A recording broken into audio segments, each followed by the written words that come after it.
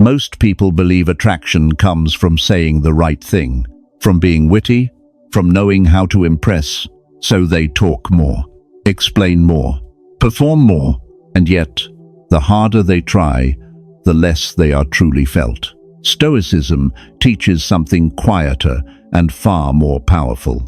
Real attraction does not come from addition.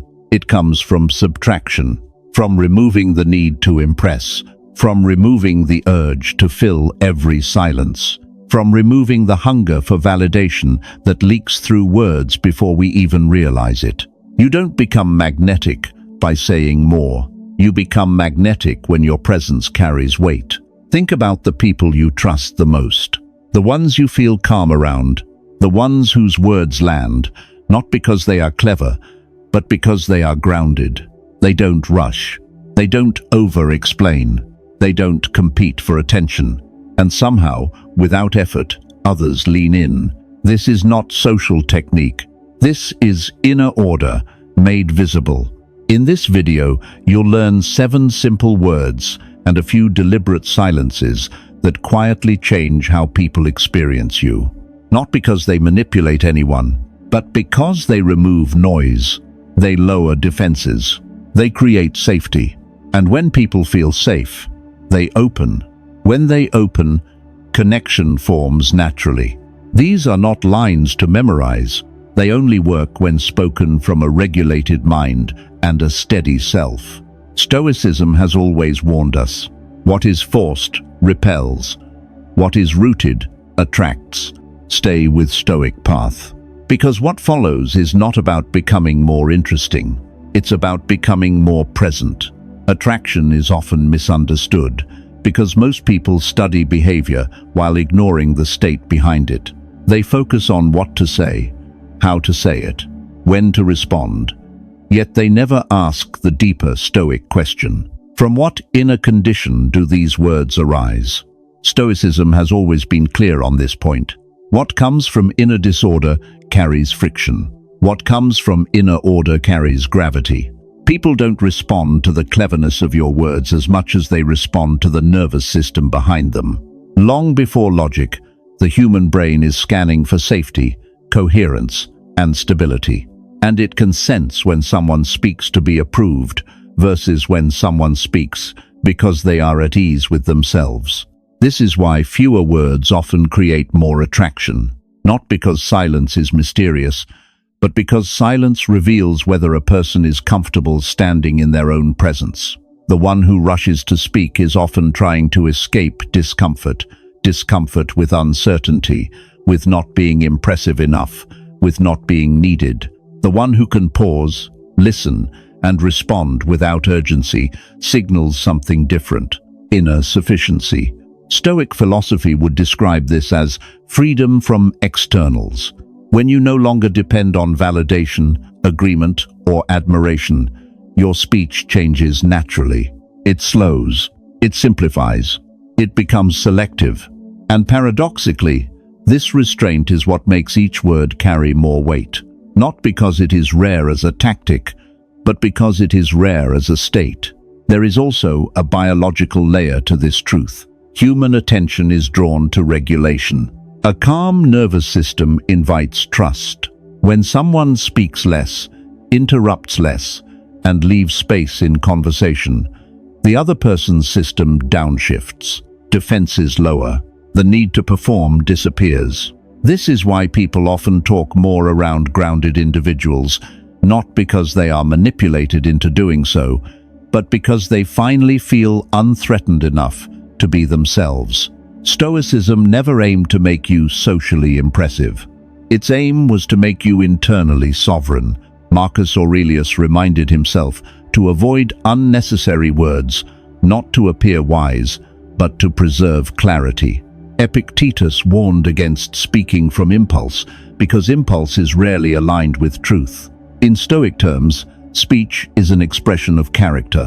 When character is settled, speech becomes minimal and precise. What most people don't realize is that excessive talking is often a form of negotiation.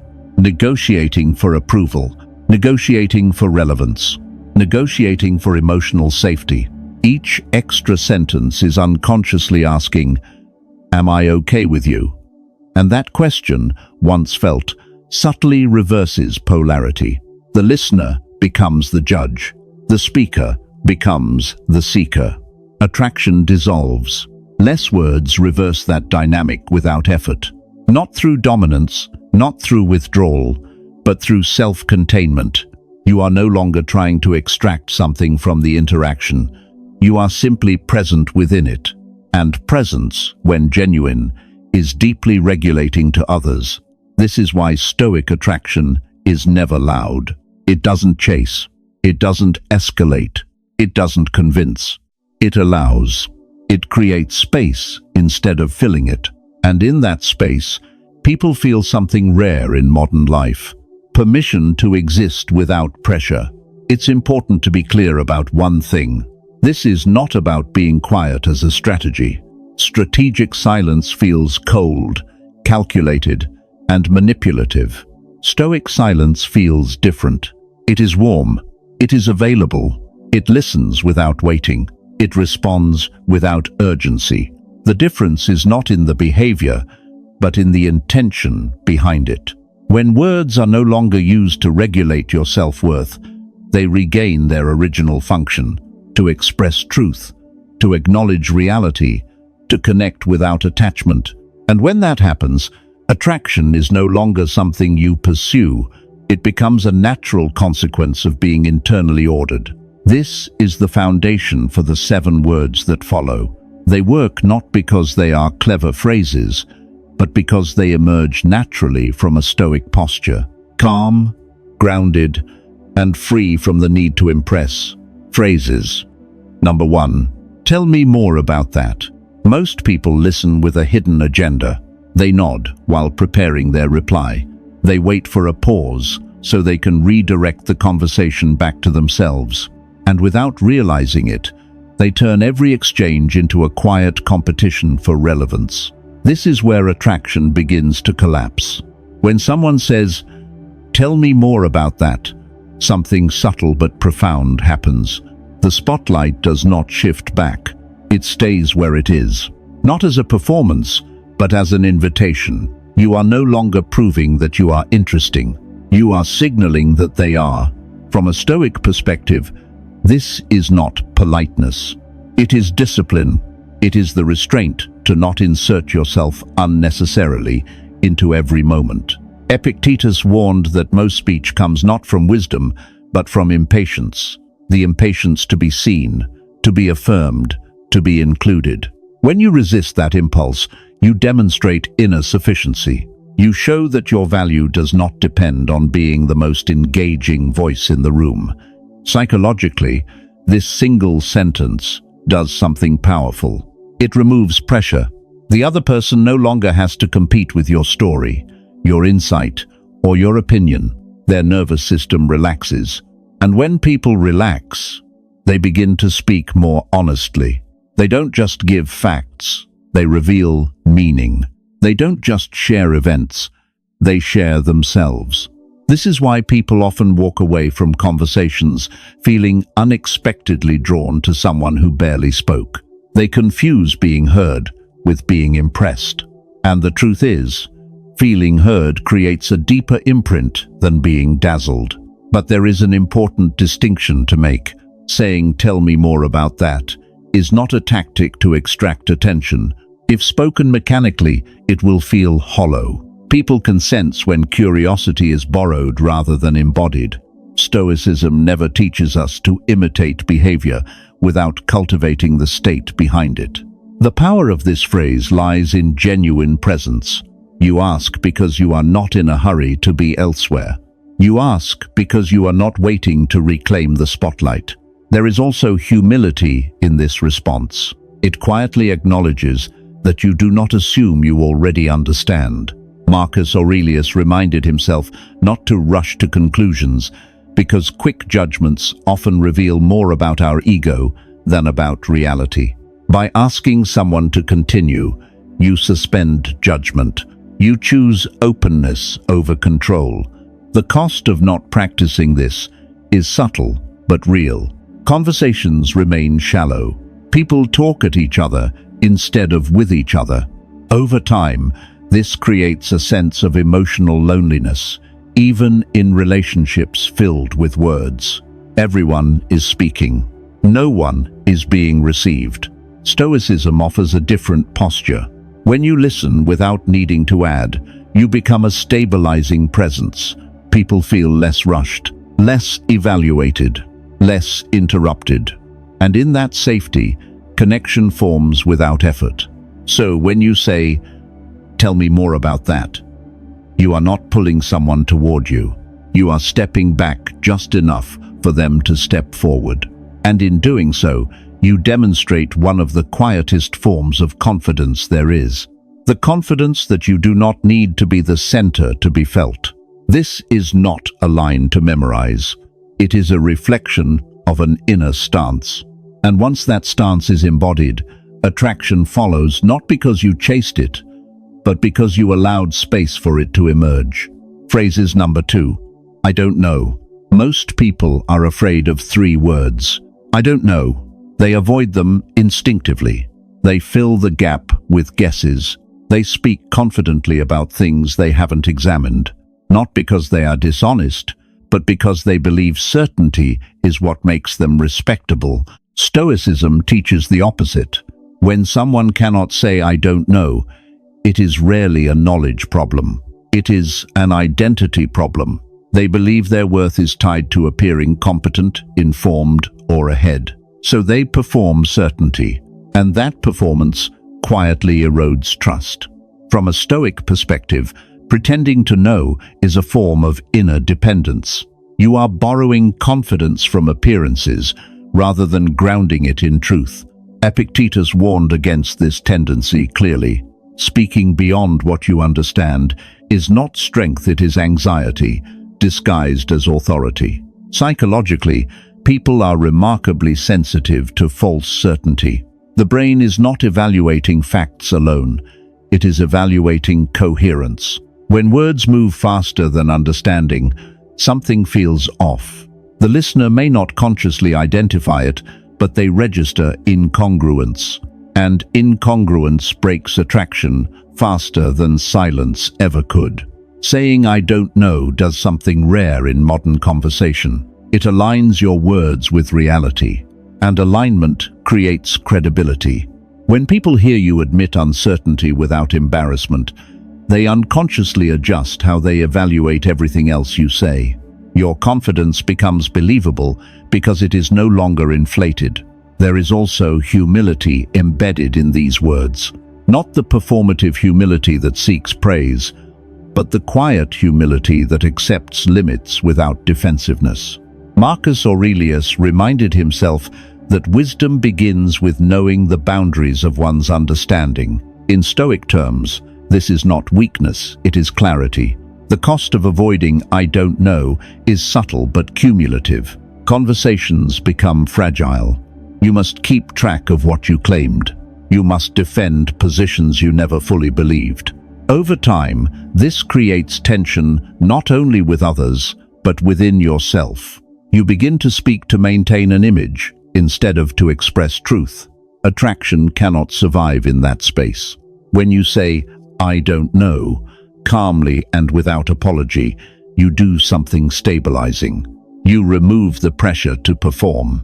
You signal that your self-worth is not negotiated through conversation, and that signal is deeply regulating to others.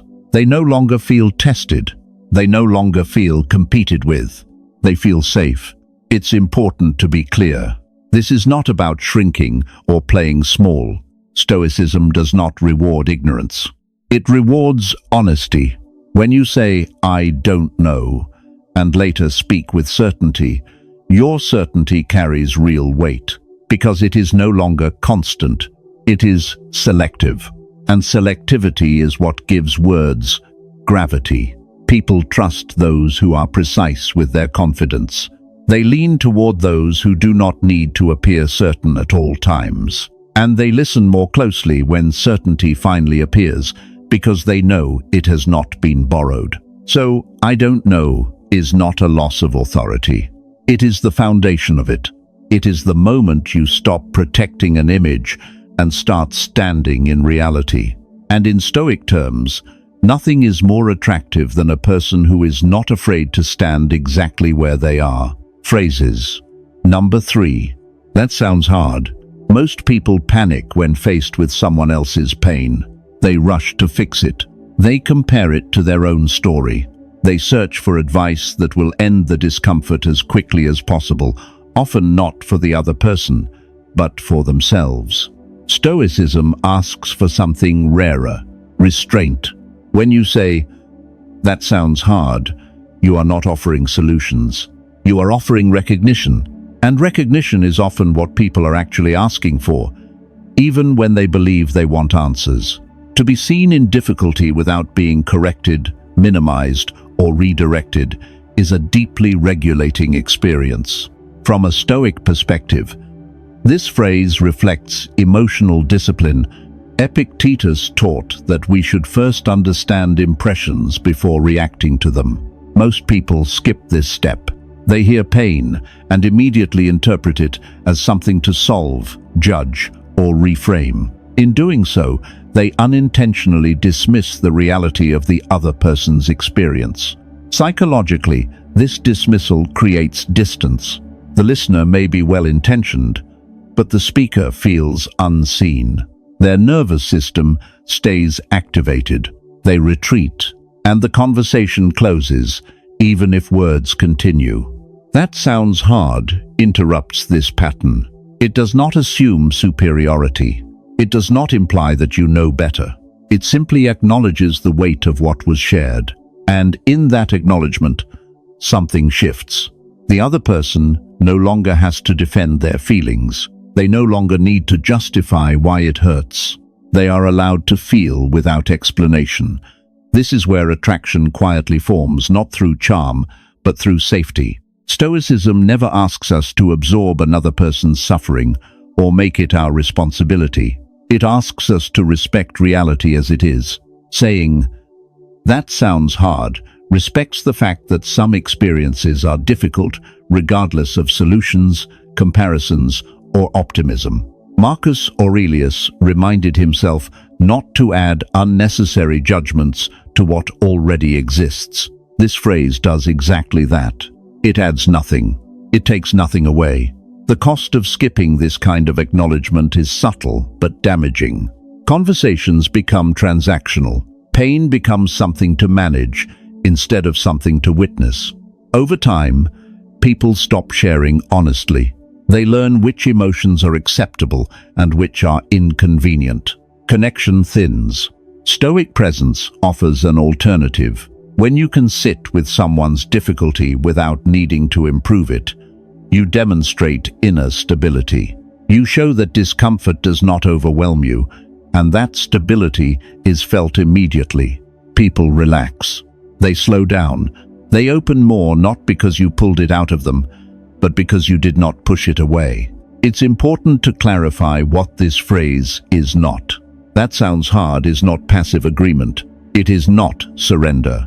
It does not mean you endorse every interpretation or decision. It simply means you are willing to recognize effort, strain, or pain before moving anywhere else, if moving elsewhere is even necessary.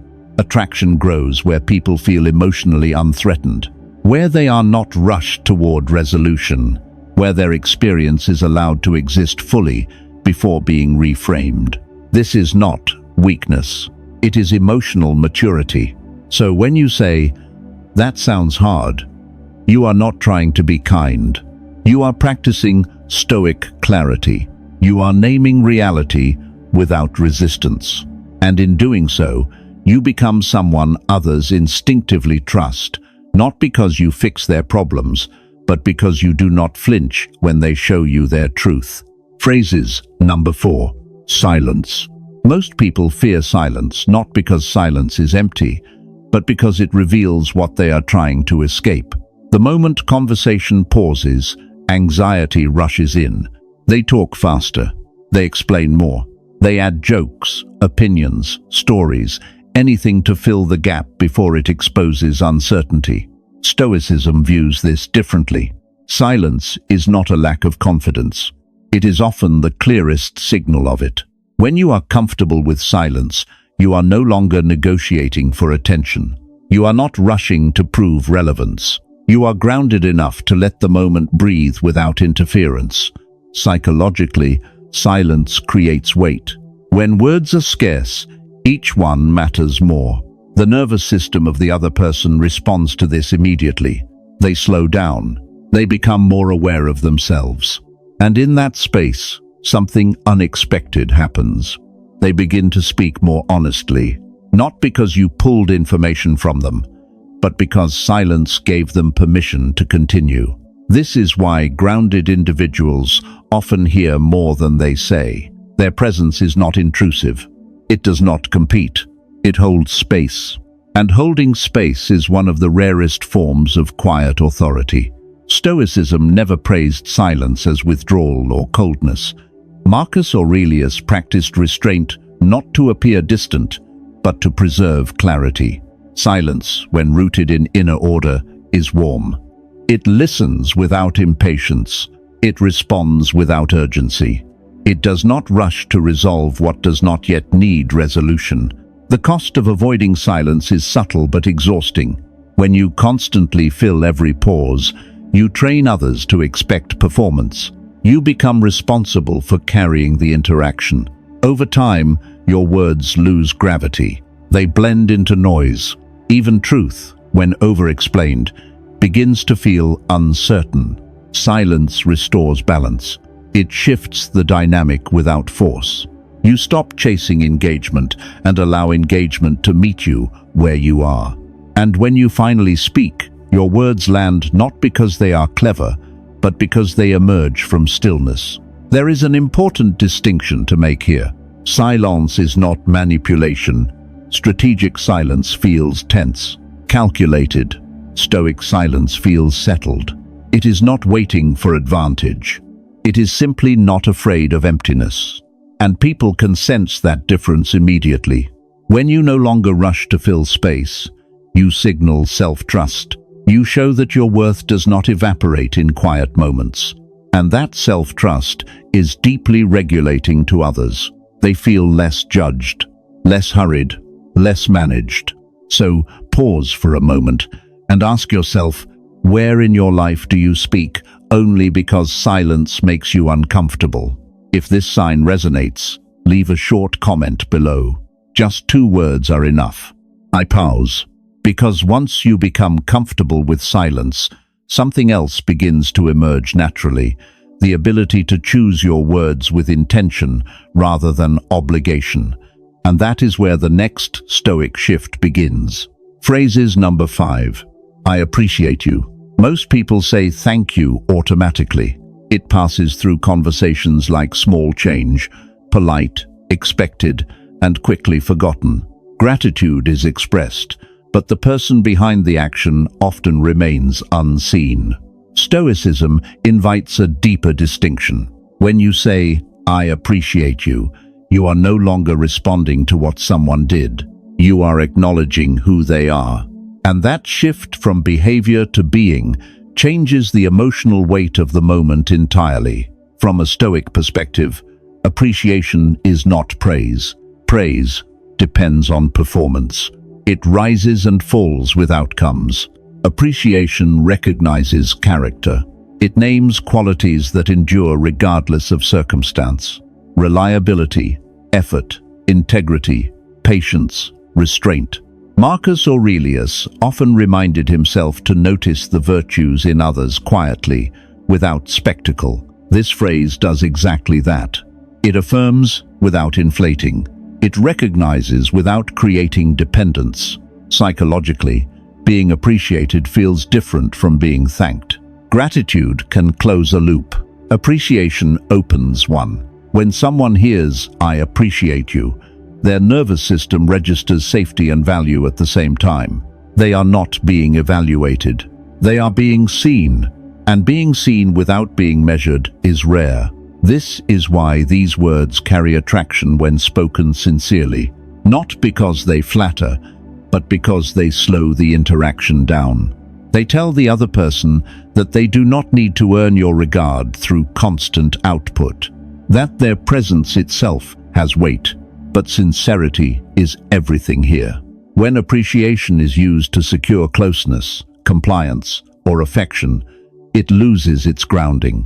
People sense when words are offered with an agenda.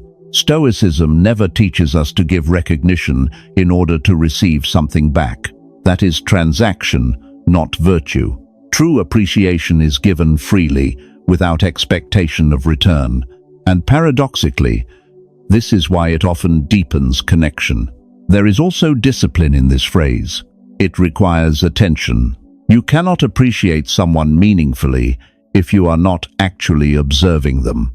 If you are rushing, distracted, or preoccupied with yourself, these words will sound empty. Stoic presence is what gives them substance.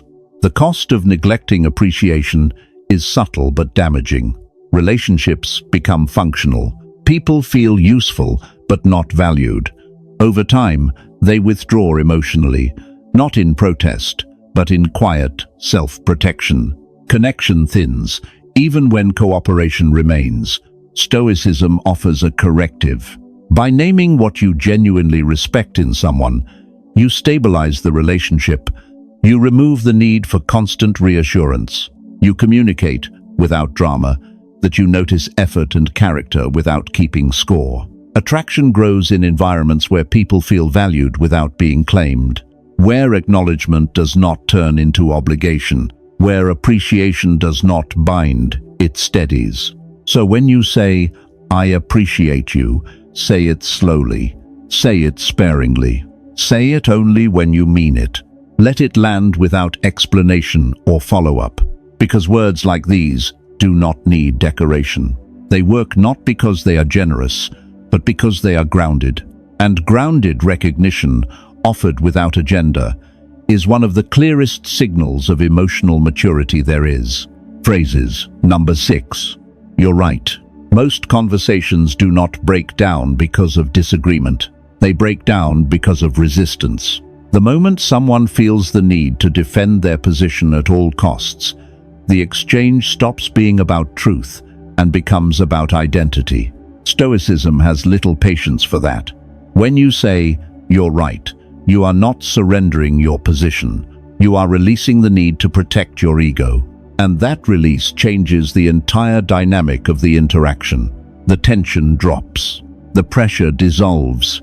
What was a debate becomes a dialogue again. From a Stoic perspective, truth does not belong to anyone. Marcus Aurelius reminded himself to accept correction gladly, regardless of its source. Wisdom, in Stoicism, is not proven by always being right, but by recognizing what is right when it appears, even if it comes from someone else. Psychologically, being acknowledged meets one of the deepest human needs, to be recognized as reasonable.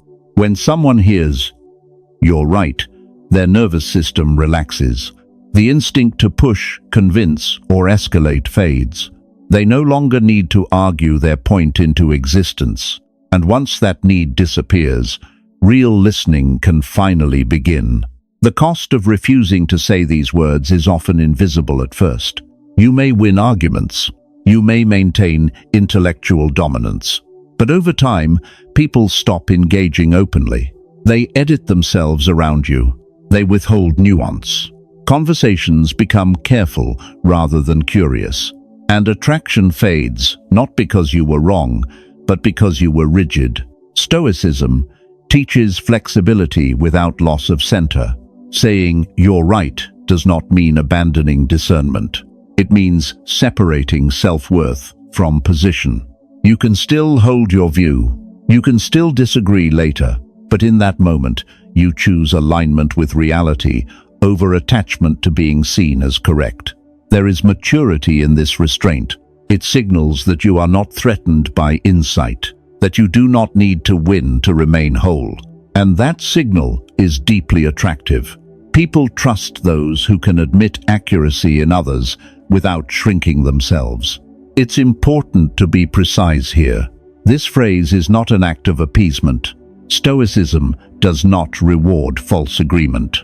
saying, "You're right," only has power when it is honest. When it names something real, when it is spoken without sarcasm, strategy, or self-erasure, used this way, it becomes a stabilizing force. It lowers defenses. It restores balance. It creates a space where disagreement can exist without hostility. And that space is rare. Attraction grows where humility and clarity meet, where truth is welcomed from any direction, where the ego does not rush to dominate the room. So when you say, "You're right," you are not giving ground. You are standing on firmer ground, one where understanding matters more than control. And from that ground, connection becomes possible again. Phrases. Number 7. Most people don't struggle with saying yes. They struggle with the cost of it. They agree when they feel tired. They commit when they feel pressured. They overextend, not because they want to, but because they fear what refusal might say about them.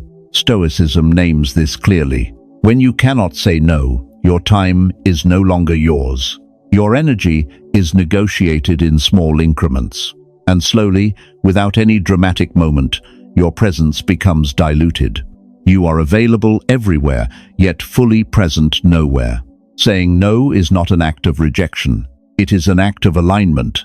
It signals that your life is governed by choice, not reaction. Epictetus taught that freedom begins the moment you stop handing control of your actions to external demands. Every unnecessary yes is a quiet surrender of that freedom. Psychologically, boundaries create gravity. When your yes is automatic, it carries little weight. When your no is clear and calm, your yes becomes meaningful. People sense this immediately, not as dominance, but as self-respect. And self-respect is one of the most stabilizing and attractive signals a person can emit. The cost of avoiding no is cumulative. Resentment builds, energy drains, relationships become imbalanced without anyone ever naming it. You may still be liked, but you are no longer felt. Over time, you disappear behind obligations that were never truly chosen. Stoicism offers a different posture. A Stoic no is not loud. It does not explain itself endlessly. It does not apologize for existing. It is delivered without hostility and without guilt. Simply stated, simply owned. This is not harshness, it is clarity. There is an important warning here. No is not a weapon. It is not silence meant to punish. It is not withdrawal designed to provoke. When used this way, boundaries become control. Stoic boundaries are different. They protect inner order without demanding a reaction from others. When you say no calmly, you teach people how to engage with you. You set a standard without announcing it. And those who respect themselves will respect you more, not because you denied them, but because you did not abandon yourself. Attraction grows where access is earned, not assumed, where presence is intentional, not depleted, where agreement is chosen, not coerced. This is why no is one of the most honest words you can offer both to others and to yourself.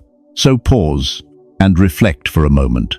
Where in your life have you been saying yes when your body was already saying no? If this sign resonated, leave a short comment below. Just 2 words are enough. I choose. And if this message helped you see boundaries differently, support the path, like the video, share it with someone who needs permission to protect their energy, and subscribe to Stoic Path if you are learning to live with calm strength instead of constant obligation. Because once your boundaries are clear, something subtle begins to change, not just in what you refuse, but in how you begin conversations. And that shift starts with a single, simple question. What ties these 7 words together is not language. It is state. None of them work because they are clever. They work because they emerge from a person who is no longer negotiating their worth through conversation. Stoicism teaches that human connection does not respond to performance. It responds to coherence. When your inner world is regulated, your outer signals become trustworthy. Your words slow down, your reactions soften, your presence steadies, and others feel that steadiness long before they analyze what you said. This is why the approach works across dating, work, and friendships. The human nervous system is always scanning for safety and consistency, not consciously but instinctively. When someone listens without urgency, admits uncertainty without shame, acknowledges difficulty without fixing, respects silence, offers appreciation without agenda, accepts truth without resistance, and sets boundaries without aggression, they signal something rare: inner order. And inner order creates gravity. Attraction, in Stoic terms, is not something you manufacture. It is a byproduct of alignment. When your words match reality, when your reactions match your values, when your availability matches your capacity, people relax around you. They don't feel evaluated. They don't feel rushed. They don't feel managed. They feel permitted to be themselves. This is the quiet reversal most people miss. The less you try to be interesting, the more interesting you become, not because of mystery, but because of clarity. The less you chase approval, the more trust you generate. The less you fill space, the more weight your presence carries. There is no manipulation here, no tactic, no script, just subtraction. Removing excess words that leak insecurity. Removing reflexes that protect the ego. Removing the need to control how you are perceived. What remains is presence. And presence does something profound. It stabilizes others without effort. It invites openness without demand. It creates connection without pressure. This is why people often leave interactions like these unable to explain why they felt drawn, only that they felt calmer, clearer, more seen. Stoicism never promised popularity. It promised freedom. And paradoxically, freedom from the need to attract is what makes attraction possible. Because when you are no longer trying to be someone worth noticing, you become someone worth staying with. These principles are not confined to theory. They reveal their power in ordinary moments where attraction is never announced, but always decided. In dating, in work, in friendships, the same stoic posture creates the same result: calm gravity. In dating, attraction often collapses under pressure. People speak too much to secure interest. They explain themselves to avoid misunderstanding. They rush intimacy to avoid uncertainty. The 7 Stoic responses change this entirely. Listening without redirecting. Admitting uncertainty without self-consciousness. Allowing silence without panic. Saying no without guilt. Together, these behaviors remove the sense of pursuit. And when pursuit fades, curiosity replaces it. The other person no longer feels chased or tested. They feel chosen and free. That freedom is where genuine attraction grows. In the workplace, the same principles create authority without dominance.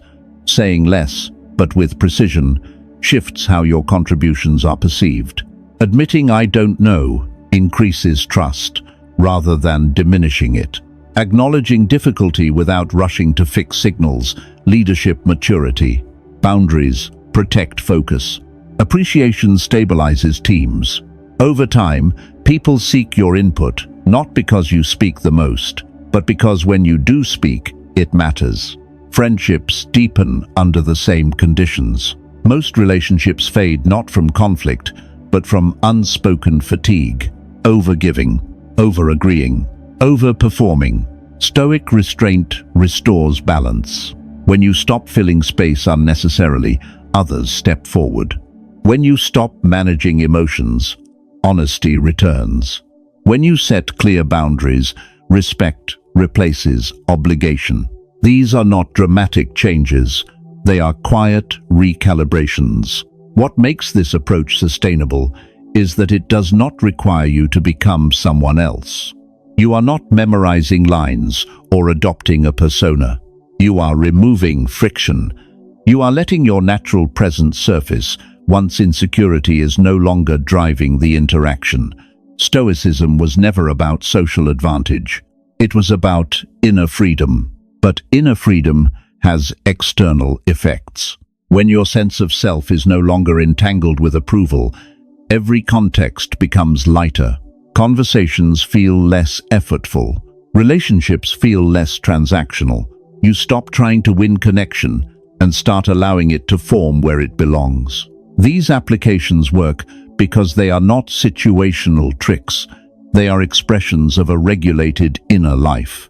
And a regulated inner life adapts seamlessly, whether you are across the table from a date, in a meeting, or sitting quietly beside a friend.